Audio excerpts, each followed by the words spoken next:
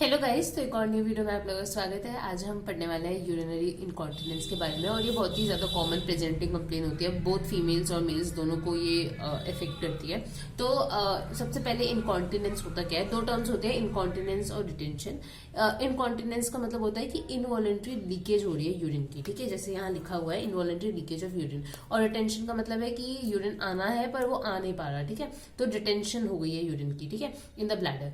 तो ये दो टर्म्स होते हैं। आज हम इनकॉन्टिनेंस को अच्छे से समझेंगे। यूरिनरी इनकॉन्टिनेंस, वैसे तो यूरिनरी इनकॉन्टिनेंस बहुत सारे टाइप के होते हैं, पर दो जो मेजर होते हैं वो होता है स्ट्रेस इनकॉन्टिनेंस और अर्ज इनकॉन्टिनेंस, ठीक है। तो हम इन दोनों को बहुत ही डिटेल में पढ़ने वाले हैं। पर उससे पहले हमें ये पता होना चाहिए कि ये जो वॉइडिंग की जो कैसे वॉइडिंग होती है, तो हमें ये समझना होगा कि कैसे वॉइडिंग का एक्ट हो पाता है, और इसको मिक्चुरेशन कहते हैं। तो हमें सबसे पहले मिक्चुरेशन की फिजियोलॉजी को समझना पड़ेगा, ठीक है।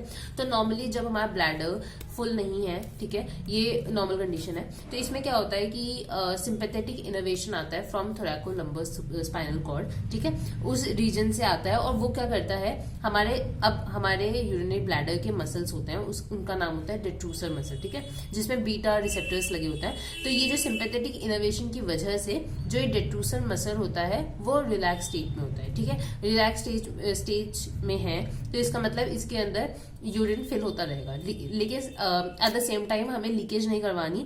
तो इसलिए ये जो थोरैकोलम्बर स्पाइनल कॉर्ड है, ये अल्फा रिसेप्टर्स के पास जाता है, जो कि हमारे एक्सटर्नल यूरेथ्रल स्फिंक्टर में होता है, ठीक है, और उनको ये कंस्ट्रिक्ट या कॉन्ट्रैक्ट करके रखता है, ठीक है। तो इसका मतलब क्या है, डेट्रूसर मसल रिलैक्स है और जो हमारे एक्सटर्नल यूरेथ्रल स्फिंक्टर्स है वो कॉन्ट्रैक्टेड है। तो ये कॉन्ट्रैक्टेड स्टेज में है, तो इसलिए यूरिन तो फिल हो रहा है पर कुछ लीक नहीं हो रहा, ठीक है। अब ये नॉर्मल स्टेज है।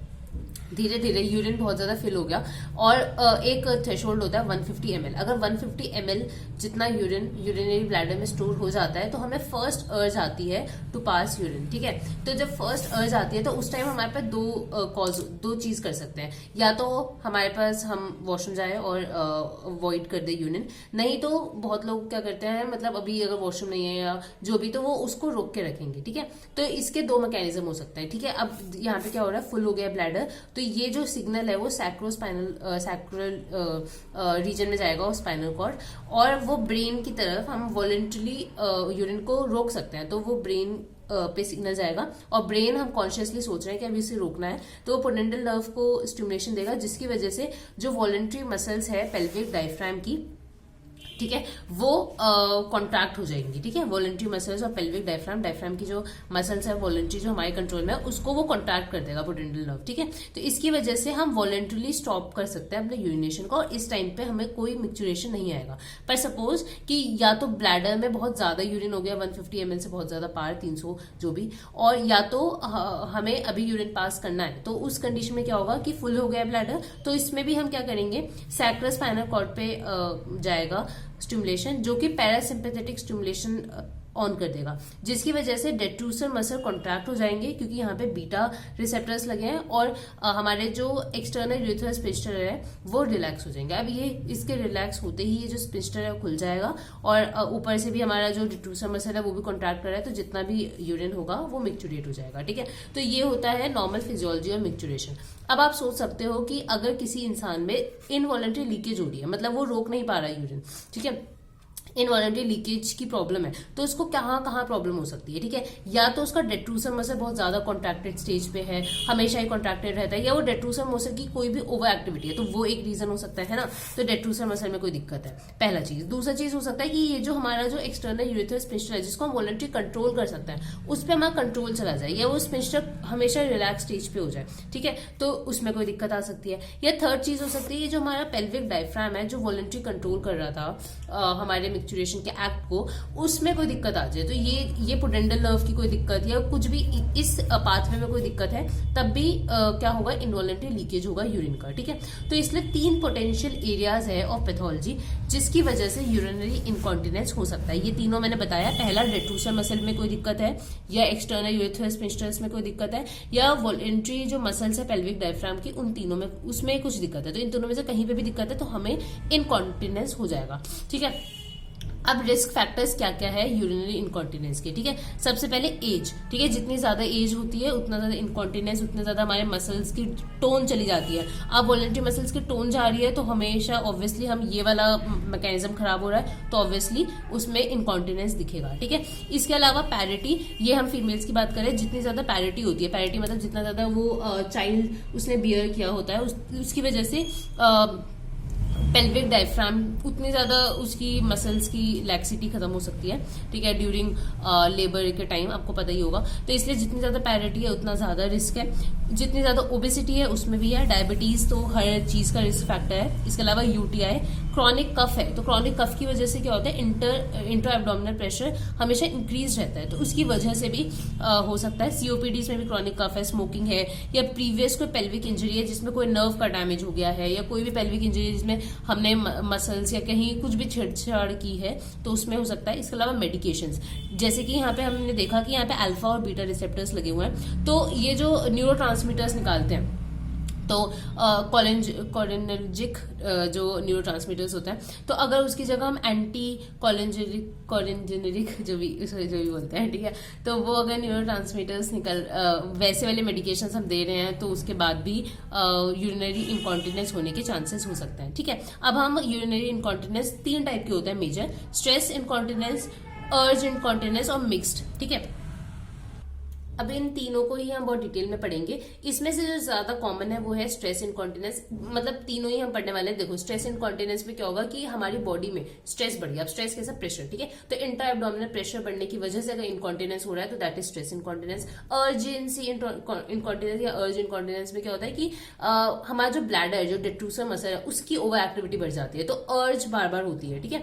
तो मतलब इसके जैसे प्रेजेंटिंग, ये मतलब जैसे कंप्लेन ये प्रेजेंट करते हैं ओपीडी, वैसे ही इनके नाम है। नेक्स्ट है मिक्स्ड वाले क्या होंगे कि उनको अर्ज भी है और साथ ही साथ इंटरएब्डोमिनल प्रेशर भी बढ़ा हुआ है, तो मतलब उसमें स्ट्रेस और अर्ज दोनों का मिक्सचर होगा, ठीक है, तो उसको कहेंगे मिक्स्ड इनकॉन्टिनेंस। सबसे पहले करते हैं अर्जेंसी इनकॉन्टिनेंस, ठीक है। तो अर्ज इनकॉन्टिनेंस या अर्जेंसी इनकॉन्टिनेंस, इसमें क्या होता है, इनवॉलेंट्री लॉस हो रहा है यूरिन का, वही इनकॉन्टिनेंस है, एसोसिएटेड विद अर्जेंसी, ठीक है। It is due to unstable bladder and detrusor muscle over activity, ठीक है। अब क्या हो रहा है, हमने देखा था डेट्रूसर मसल जो है वो इनिशियली रिलैक्स्ड स्टेज पे है, तो इसकी वजह से क्या हो रहा है कि हमारा यूरिन जो है वो वॉइड नहीं हो रहा है ना।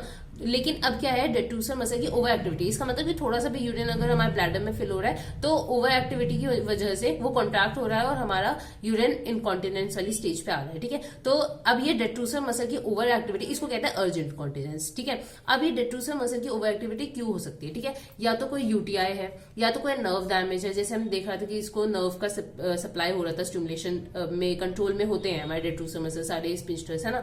तो अगर कोई नर्व का डैमेज है तो उसकी वजह से हो सकता है। डायबिटिक न्यूरोपैथी है या कोई स्ट्रेस है, इन सब की वजह से हमें अर्ज इनकॉन्टिनेंस हो जाता है, ठीक है। अब आपको पता है कि डेट्रूसर मसल जो है उस पे जो रिसेप्टर्स लगे हैं वो बीटा रिसेप्टर्स हैं, तो वो जो है न्यूरोट्रांसमीटर्स जो निकालते हैं वो कोलिनर्जिक न्यूरोट्रांसमीटर्स निकालते हैं। तो हम इसके अगेंस्ट वाला अगर हम दे देंगे एंटी कोलिनर्जिक ड्रग्स, तो वो क्या करेगा, डेट्रूसर मसल्स को वो कर देगा, क्या कहते हैं, सप्रेस कर देगा, या उसकी ओवर एक्टिविटी कम कर देगा, ठीक है। तो ये इसका ट्रीटमेंट होता है। बाकी ब्लैडर ट्रेनिंग एक्सरसाइज भी करवाते हैं, ठीक है। नेक्स्ट है स्ट्रेस इनकॉन्टिनेंस। स्ट्रेस इनकॉन्टिनेंस में क्या हो रहा है कि हमारे जो पेल्विक फ्लोर की जो मसल्स है, इस जो स्ट्रेस इनकॉन्टिनेंस है ना, उस पर बहुत सारे फैक्टर्स रिस्पॉन्सिबल हो सकते हैं, ठीक है। पहला चीज या तो ऐसा हो सकता है कि इंटर एब्डोमिनल प्रेशर बढ़ गया है, ठीक है। जैसे इसमें क्या हो रहा है कि strength in pelvic floor muscle is lost, ठीक है। जो पेल्विक फ्लोर मसल्स थी, ठीक है, जो वॉलेंट्री हमारे कंट्रोल में थी, उसकी स्ट्रेंथ लूज हो गई है, उसकी टोन चली गई है, तो जब हम रोकना चाह रहे हैं तो नहीं रुक पा रहे हैं, ठीक है। या हम हल्का सा भी इंटर एब्डोमिनल प्रेशर बढ़ता है, जैसे कि हम लाफ कर रहे हैं या कफ कर रहे हैं या कोई भी ऐसे एक्टिविटी कर रहा है, तो उसमें क्या होता है, जैसे स्नीजिंग, कफिंग, लाफिंग, कोई भी ऐसी चीज करने की वजह से इंटर एब्डोमिनल प्रेशर बढ़ा, उसकी वजह से अब हम इंटर एब्डोमिनल प्रेशर बढ़ा और पेल्विक फ्लोर मसल की टोन लॉस हो गई है, उसकी स्ट्रेंथ चली गई है, तो उसकी वजह से क्या होगा, हमारे जो स्पिंस्टर्स है वो खुल जाएंगे और इनकॉन्टिनेंस हो जाएगा, दैट इज स्ट्रेस इनकॉन्टिनेंस, ठीक है। तो strength in pelvic floor muscle is lost, pelvic floor muscle maintain the urethro vesical angle, ठीक है। एक और चीज होती है कि जो हमारा वेसिकल इज ब्लैडर और यूरिथ्रा, ठीक है, तो ब्लैडर और यूरिथ्रा के बीच में ना एक ही एंगल फॉर्म होता है, ठीक है। आपको दिख रहा होगा यहाँ पे एक एंगल बनता है, ठीक है।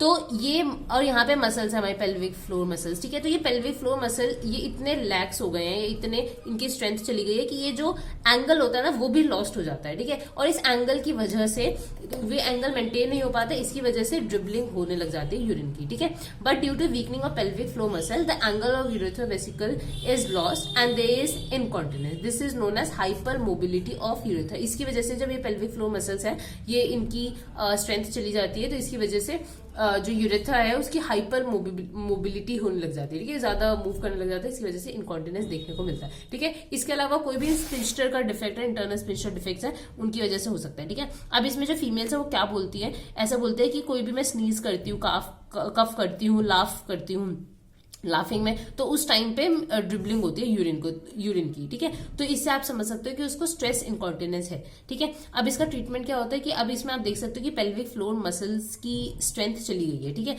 और स्पिंस्टर्स में कोई दिक्कत है, तो हमें उसी को स्ट्रेंथन करने की चीजें करनी है। तो इसमें पेल्विक फ्लोर एक्सरसाइज की जाती है इनिशियल स्टेज में, सर्जिकल ट्रीटमेंट होते हैं, ठीक है, और ड्रग्स यूज किए जाते हैं, अल्फा एड्रेनर्जिक ड्रग्स, ठीक है। तो इनको यूज करके आप ये दोनों इनकॉन्टिनेंस को रोक सकते हो, ठीक है। अब इसके बाद एक और इनकॉन्टिनेंस आता है, उसको कहते हैं मिक्स्ड इनकॉन्टिनेंस, जिसमें ये दोनों, जो फीमेल आएगी वो ये बोलेगी कि मुझे अर्ज रहती है, मतलब अभी जस्ट पास करके आई यूरिन और मेरे को वापस अर्ज हो रही है, क्यों, क्योंकि डेट्रूसर मसल की ओवर एक्टिविटी है ना, जो हमने फर्स्ट में पढ़ा। और साथ ही साथ वो ये भी कहेगी कि मैं कुछ कफ करती हूँ, लाफ मतलब हंसती हूँ या स्नीज कर रही हूँ, तो उसमें भी यूरिन पास हो जाता है। तो ये दोनों मिक्स्ड होता है, तो इसको कहते हैं मिक्स्ड इनकॉन्टिनेंस, ठीक है। तो मिक्स्ड इनकॉन्टिनेंस में भी हमने देखना होता है कि उसमें स्ट्रेस वाला पार्ट ज्यादा है या अर्जेंसी वाला पार्ट ज्यादा है, और उसके अकॉर्डिंगली ट्रीटमेंट किया जाता है, ठीक है। So this is all about urinary incontinence, ठीक है। छोटा सा टॉपिक था, मैंने सोचा कि आप लोगों को बता दिया जाए, क्योंकि ये बहुत कॉमनली देखा जाता है, ये कंप्लेन के साथ फीमेल्स भी आती हैं, मेल्स भी आते हैं। जनरली हमने फीमेल के पर्सपेक्टिव से आज पढ़ाई की है, ठीक है। तो ये इनकॉन्टिनेंस वाला चीज, ये ड्रिबलिंग ऑफ यूरिन वाली चीज बहुत ही कॉमन है, दैट्स व्हाई आई थॉट कि इसको हमें कर लेना चाहिए, ठीक है। तो इसके अलावा आपको कोई भी वीडियो चाहिए हो किसी भी टॉपिक पे, तो do let me know in the comment section, मैं उस पर वीडियो बनाने की ट्राई करूंगी, ठीक है। तो that's it for this video, I hope you like this, bye guys.